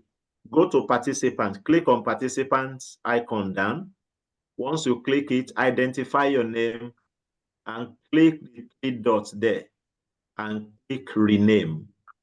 So you can please type your name properly. It's important we have that thing corrected now. Very important. Please, let's quickly do that. Especially this when we are having Omamu Yomi, Omamu Yowi, please. Are we doing that? So please. And it will even be nice if we can add our title, Professor, Doctor. That will help us. Let's quickly rename this. Everybody, we can do that one in one or I two. think, please, you need to reshare the file on the WhatsApp, the directory. Okay. No, you don't need that. The directory for the quantum expressor, right? Yes, where you are now. Okay. Let me share it again. But please, while that is going on, please let's try to rename so that we don't have that complication that we are seeing now. Are we doing that?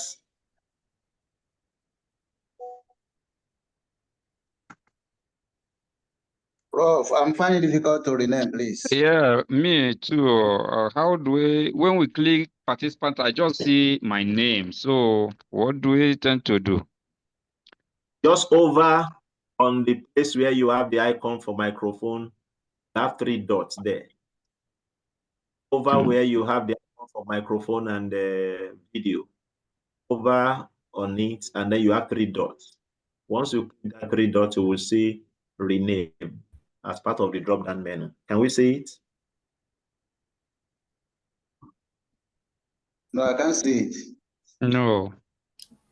But that does not seem to be available for everyone. What they can do, they can just click on the name and it will bring out a sub menu. You see rename. Okay. I suggested something that you can click on the name and rename. Just click on it, yes, to bring out a drop-down menu. If I click on the name, I see raise hand.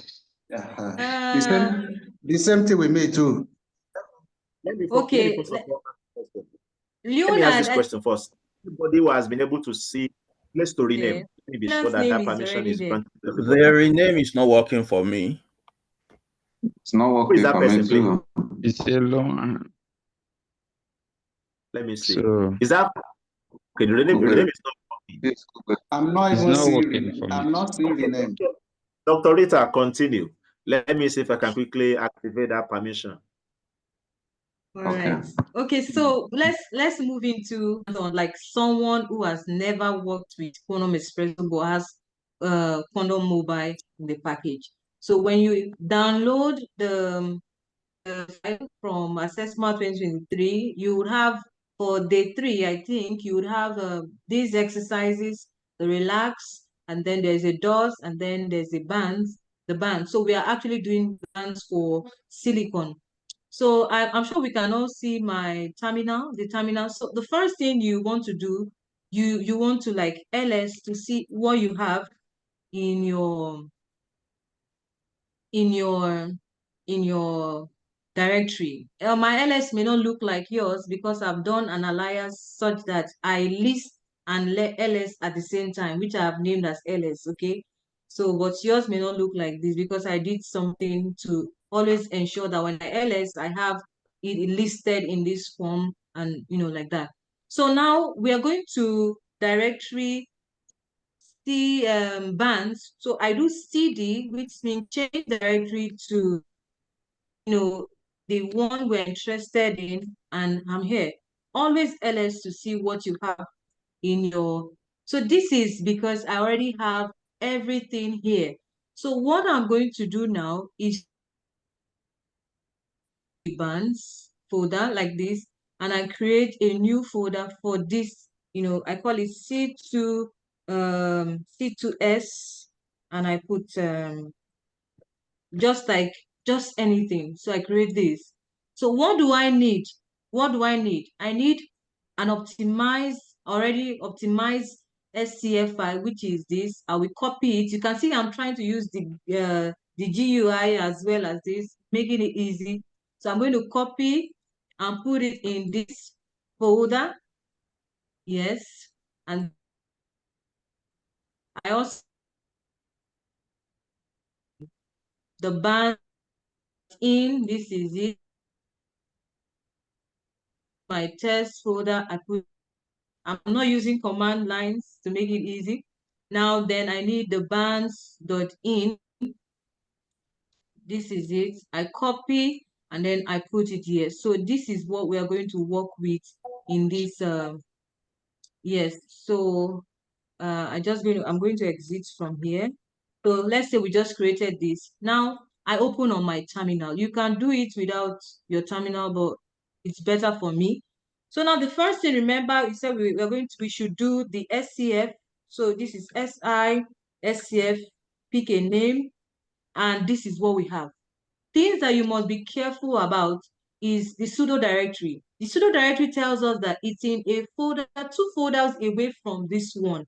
So I need to go, but what I'm going to do for the sake of this display is to bring the folder, the pseudo files into this folder, okay? So that we don't mix up. I'm just trying to work like someone who has never used Quantum Espresso.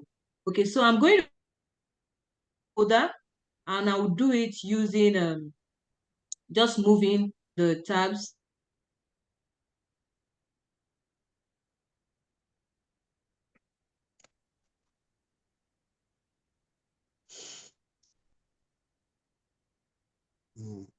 I think our network is freezing. Dr. Rita, we lost her again. Here. So I am assuming that Quantum Espresso, it's your first time and you are going to work with this directory. So you see, my pseudo directory must be, I'm just, for this sake, for this tutorial, I'm going to put it here. Now, so when you do this, you need to edit your file and put the pseudo directory. So if I want the code to understand that my pseudo directory is in this folder, I just need to edit this and I just put a dot, just a dot. So when I change this and I put a dot, it tells me that my pseudo file is in the same folder that I'm working with. Now, when you do restart mode from scratch, it means that there's no interference with previous calculations. You are starting from scratch. But, well, it doesn't really matter. But one thing that is very key is your prefix. Your prefix is very important because you're not just going to be doing SCF. You're going to be doing 2 SCF and then you are going to be doing a band. So it's like a continuation for the sake of continuity and so that the code can understand, the line of, calculations, and also because your wave functions are stored somewhere and can also understand, get information from these wave functions that are stored, you need to put a prefix. Now, the output directory is also, I put it in this folder. So it's going to be created in this folder by the time I start my calculation. So everything now looks good. I'm going to exit. I'm running like someone has never done Quantum ESPRESSO, but then it's trying for the first time. So to run this with Quantum Mobile, I just do pw.x. I do my left hand and then silicon. Do silicon out.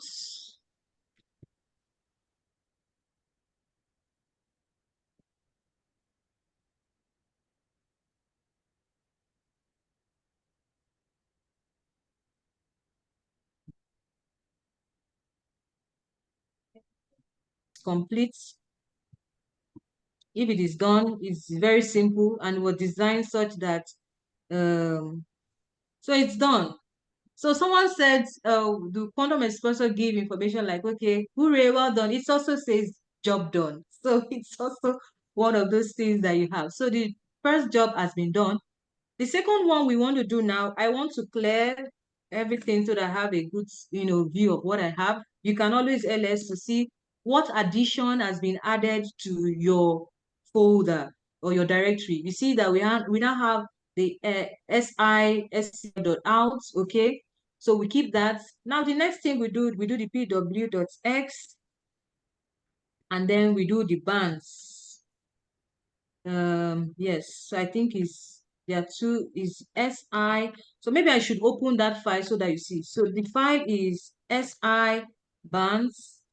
So this is the next one we want to run. It's just like an SCF calculation. Thank God I even opened it. Now because the directory may not be right, so I also need to change the directory to a dot.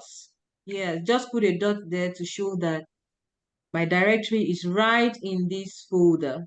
So that's just it. Every other thing is still good. Yes.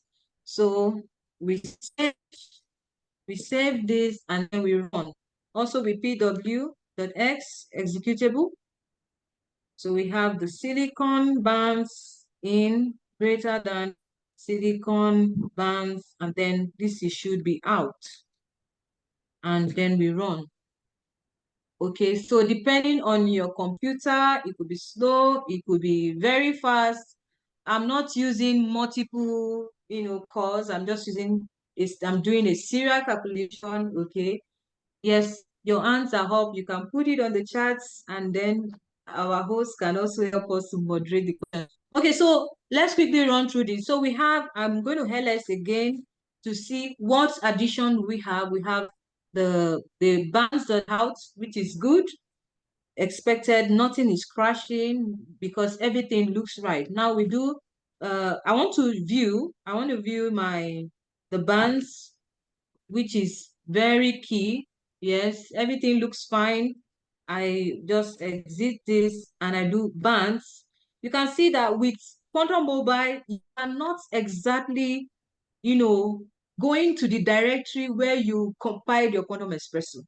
It has been arranged for you in a beautiful way, such that you just call the executable and it's responding to you. So you can see I'm not going to a directory, maybe somewhere saved in my own directory in Quantum ESPRESSO, because I have Quantum ESPRESSO compiled here, but I'm not using that. I'm using the one prepared on this Quantum Mobile, So I'm going to run this now.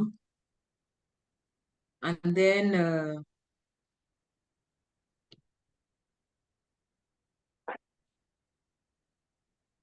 so that's it. So when the job is done, the blue line appears again. Right now, it's still running.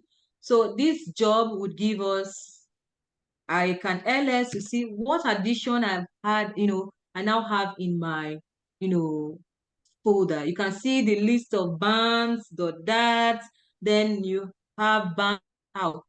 With the new versions, very old versions of Quantum Espresso, you don't have bands new, that's GNU. But now you have it. So even if I don't, it's just a double column file in a format that is readable by Nucleus. So this is our band, so which is the eigenvalue of our system that we're working with. So I can just roughly do this. I plot with Nucleus, I launch my Nucleus, and then I do plots bands that.new, which is something that can be recognized there. There are two columns, 1 against 2, with lines. And this is what I have. I have the bands, okay? It doesn't look as presentable as what we want to, because there are no labels and everything, but the bands are here, which is the paramount thing. Then you can use any, tool for plotting to make the visualization really beautiful. Now, in this same directory prepared by Abato, I'm also going to appreciate him. I've been mentioning his name to tell you that I did not prepare this EPU file, okay?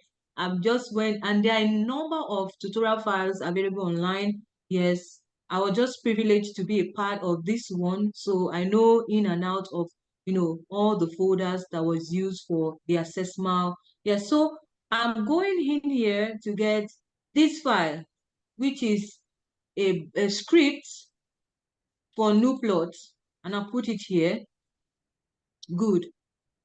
Now this script, I think I can view it so that we can all see. So I escape from here and I view the plot band script. This is just the script I was trying to explain in the talk, that it helps you plot, makes it beautiful, labeling the points and everything. The X ticks are just the X, gives you coordinates of the points on the X axis. So we are going to plot this now with these scripts. So we do new plots, and then we say plots. Yeah, so you can always ls to see what addition has been added. We have our EPS folder file. So we can use this to view it.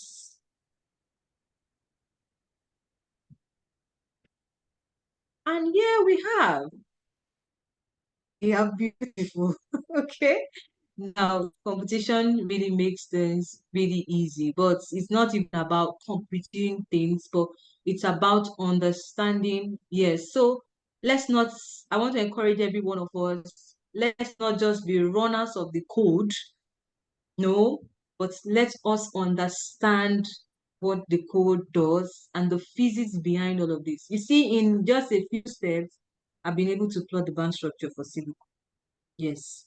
So can we take questions regarding what I've done so far?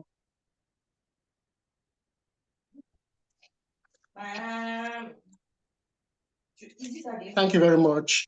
Please, if you have any question, please drop it on the chat group or you raise up your hand. Okay, Thomas Daniel, you can ask your question.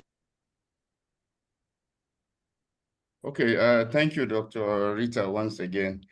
Please, I just want to ask this. I downloaded the material from the Assessima site. So I want to move it to my Quantum Mobile. I created a folder on my Quantum Mobile. So I want to move it. So I discover, it's like the Quantum Mobile is a different this thing on its own. So yes, how do I move the folder to that site so that I can do my work? Thank you. So Quantum Mobile is a solo platform. If you want it to interface with your Windows, you have to share a folder from Windows. Okay. So you share the folder, you create a folder in Windows, then you go share it with Windows. Else, anything you download on Windows remains on Windows unless you share it with Quantum Mobile.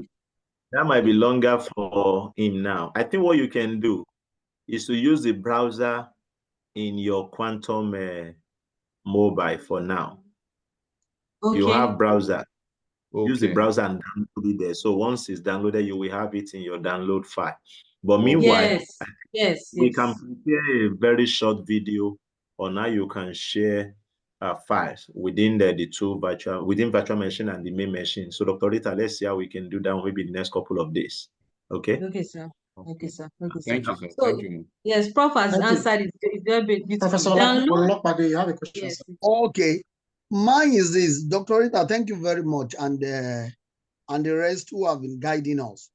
For the Quantum Mobile, are there tutorials? Because just like Professor Langika explained when the internet of Dr. Rita got frozen, is that for the previous versions of the Quantum Mobile, it was easier to get the Quantum ESPRESSO, the no plot, the XCrease then being used. So now, are there sites where we can go to where we can learn how to use the Quantum Mobile easily? Because with the look of things now, I am going to possibly just do away with my Linux platform completely. So because this is better for me, I can switch between my Windows and whatever computational work I am actually working on. So are there sites we can go to? So that's just my question, to get tutorials. Yes, Prof. Thank you, sir. Actually, you have a robust site created by Quantum Mobile where they provide a lot of support for their system. In fact, as it is, you can actually even create your own version of Quantum Mobile that will be specific to your need. So we have a lot of support on your website. That's one.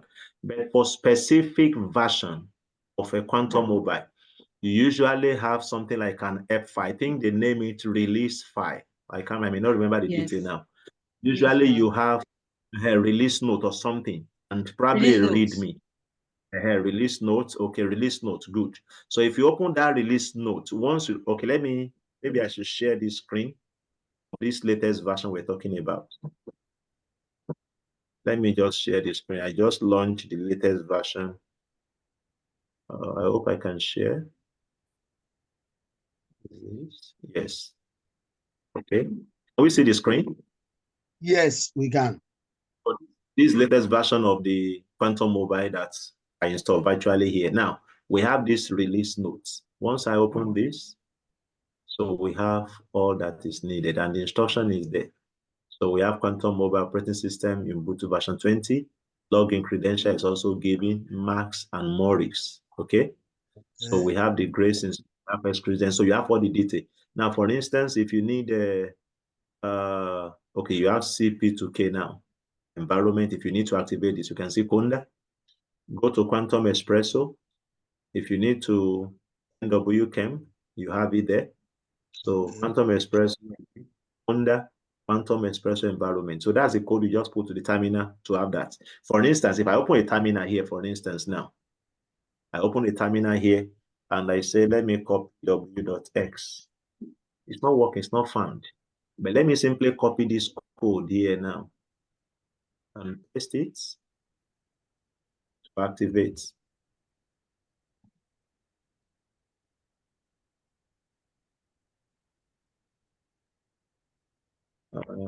Supposed to be Conda activate, C Conda, then activate Quantum ESPRESSO. I don't think I need this. Yes. Okay, so I have the environment, and you can see here that the environment has been activated. So Conda activates ESPRESSO. I have that. So if I type this pw.x now, the code is available now for me to use. Okay. So that's it. And if I need to also deactivate that environment to use another environment, I think, how do I think deactivate. Deactivate. And so deactivate. What is I think deactivate Quantum ESPRESSO. Deactivate. I think so. ESPRESSO. No. I think it's just deactivate. I don't know. It's Conda Conda deactivate. deactivate. Good. I'm out of the environment. So if I type pw.x again now, it's no longer available. Can't work. Mm. Okay. So that's just the difference with the latest. Yes. Okay, thank you very much. I'm grateful. Okay, sir. So I'm not using the latest. I know about this, but I'm just working with my because change can be difficult sometimes. So we gave 3 versions. So I believe from the video we did, we gave 3 versions of Quantum Espresso, depending on the one you choose. So that's the one that will determine how you'll be able to access the tools that are available there. And then I should also add that you can have, depending on the capacity of your laptop, you can have several. If your laptop doesn't have enough RAM size, please don't go and do too much so that it doesn't crash. Now, another thing is, like for the assessment, there's a quantum mobile assessment 2023. One advantage of that one is that it works with DFT plus U. So if you want to DFT plus U, you can just go and get that one because it works perfectly with DFT plus U. I share the link of that one also. Yeah, it's in the slides, sir. So by the time we share the slide, you can also just get everything from GitHub. Okay. We actually Prof, so I think we're already pressed for time, but maybe we can see 1 or 2 persons demonstrate how they can get the perovskite sieve, and let's just maybe end it there. Okay, that's perfect. Please, any volunteer for that?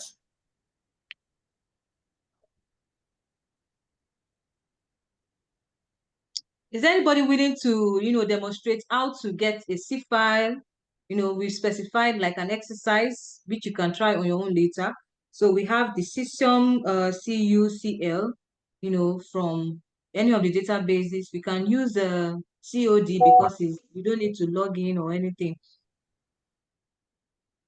See how to using materials cloud.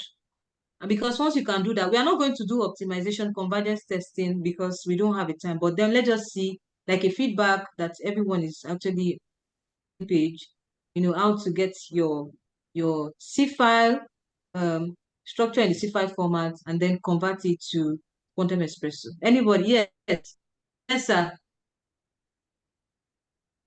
Let me try. So you can share your screen. Okay, sir. Okay, great. Share your screen with us, sir. Meanwhile, while is doing that, also an electron indulgence. Let's on a video. We want to take some. So let's on a video. We want to take some group photograph. Good.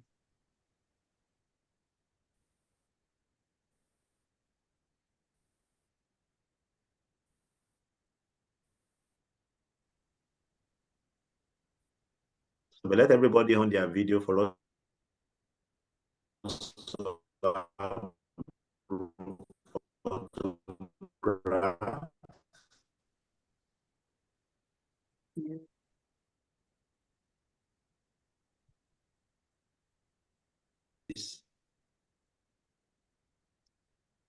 Your hand is up, or is that a mistake?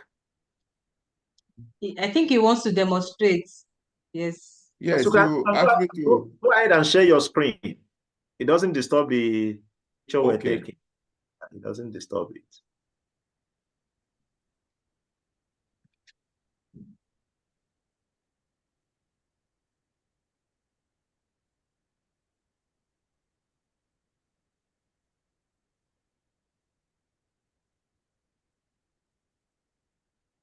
Okay, is it for the silicon or for which one am I to do? Cesium copper chloride. So let me put it here on the chart. So everyone should please try. Let's try it on our own. So, but someone is going to demonstrate. Okay, can you put the name of the compound? Let me see. It's a perovskite. You can just use the elements to look for it. So we have CS, Cu, and Cl.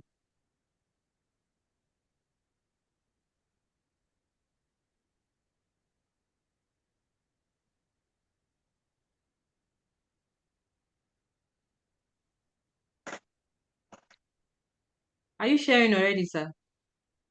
Okay, yes, good. Yes, I can see it.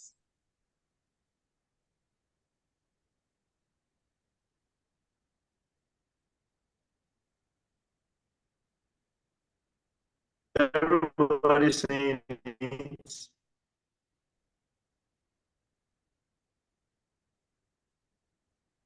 I'm not seeing your screen from this side. Have you?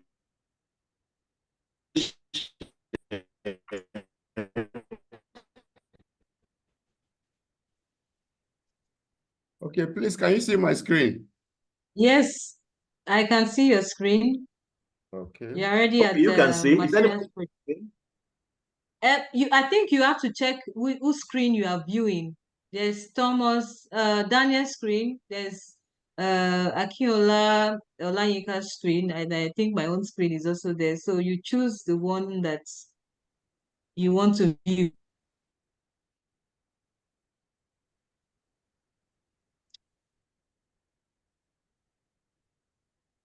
So let's go with the hexagonal. Yes.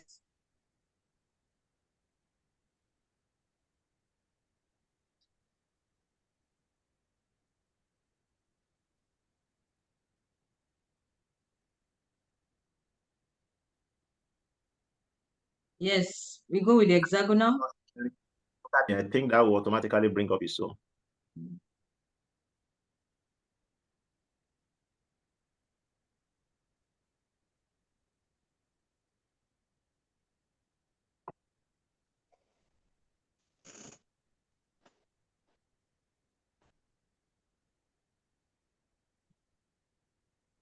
I think everybody can also try it as he's doing it. So I want you to. And if you have difficulty, you can let us know. Okay.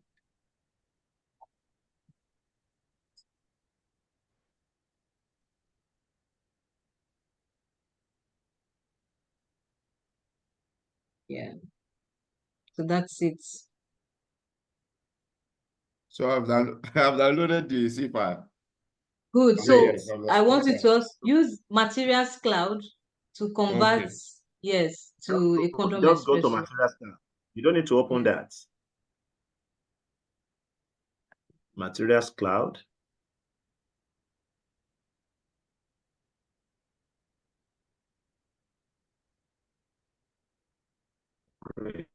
Good.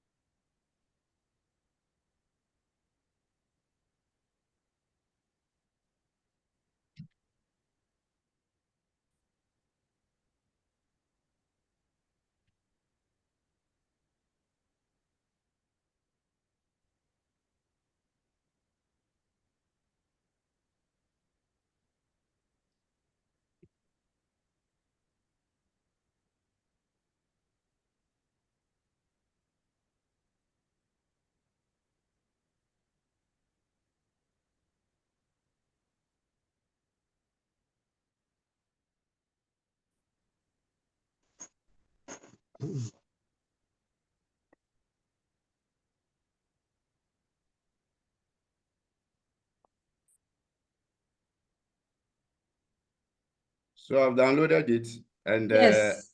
I can also copy to Notepad to create the input file from here, based on what you taught us last time. Yes.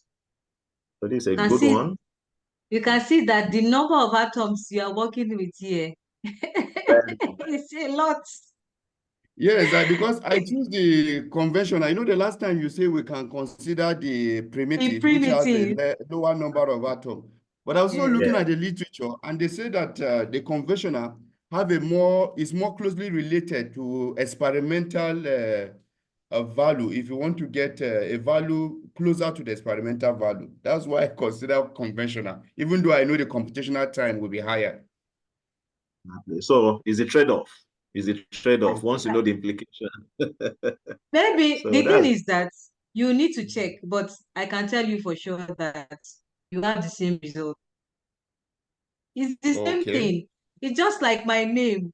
Are you changing? If I change my name is Omamuyowi, and my name is also Rita. You call me Omamuyowi, you call me Rita, I will answer. Does that change me from me? No.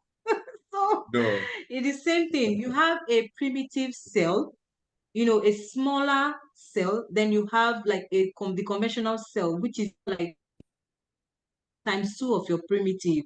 Okay, so you will use more computational time, but you have the same. But the best way to clear the hair and convince yourself is that go and work with a small system, work with primitive cell, and work with the conventional cell, and see if there's going to be a difference. So you can convince yourself. The same thing, you can also do a super cell and also compare it. If it's the band gap you are looking out for, it will not change the value. You only have many bands, but the band gap is still the same. So it's just choice. So thank you, Prof. I think we are done. I think it's a good point to wrap it up.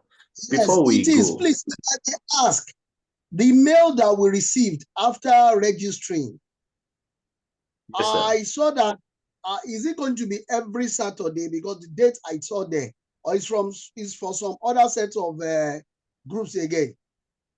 No, we hold this webinar once in a month for now, because I know some of these things require a lot of human resources, and we don't have that capacity. We also have funding yet, and so we hold it once in a month. But we try as much as possible to ensure we provide continuous support to the WhatsApp group, which I believe you're already part of the group. You can also help us to support. I am part of the group now. And another announcement I'd like to make before I will take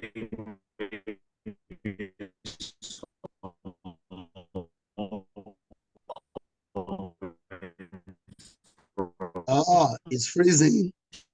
It's freezing.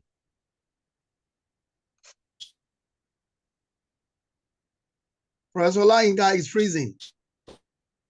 Yeah, it's the network. It's the network.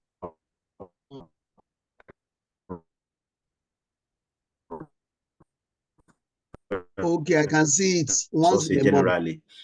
We did agree we want to have in our last webinar, we agree. Can we hear me? I need response to be sure I'm speaking. We can now. We can hear you now. Okay, beautiful.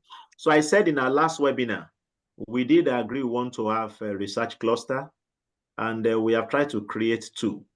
The reason why we're also doing that is because of the human capacity that is needed to drive this group.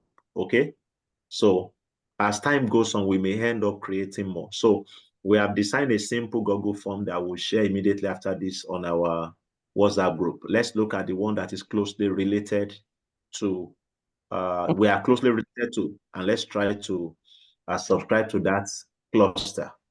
Now, one of the paper that we are looking at now, we said we want to replicate that research work, okay? It's an experimental work, Dr. Rita, right? The work is an experimental work, right? I've not done a thorough literature. Share it with the group. But it's there. We are trying, yes, we are trying to replicate that work. It's a 2024 publication. And so we're trying to do the calculation, probably maybe add more calculation, and we want as many people as possible to be part of that. The number we have here, we are just at the 3. We are not too many to be in a publication, but definitely we want it to be a process whereby everybody will be able to learn and everybody will be able to contribute. So it's not just going to be because I'm in CS2 webinar group, automatically I'm part of that publication. And so we will work out modality on how contributions will be. So in the coming days too, let me hope that myself and Dr. Rita and those that will also volunteer to join us, we also need volunteer to help us drive this process, please, that will work at the back end to ensure we have some of these things. So if you have volunteer, please, you can contact me or contact Dr. Rita. Now, we will try to maybe send out some form and then maybe segment the work and see various parts that different people can take. And then if that cluster is formed, then maybe the cluster will be at liberty to hold their meeting, not just once in a month for the general webinar, but to also discuss some of the research that is being handled. The two research area, I look at it broadly because I know we have some pharmacists who have joined us in the past, and I believe there is a great collaboration that can take place between pharmacists and physicists and chemists. So much is being done in the aspect of drug discovery, and I believe collaboration along that line can actually yield some positive results. So we have a group for that. And the second group has to do with maybe looking at material for solar application, thermoelectric application, and the rest of it. And so I will share that Google form. So let's complete it and see where we actually fit into. Then we can begin to take it up from there. Thank you very much once again.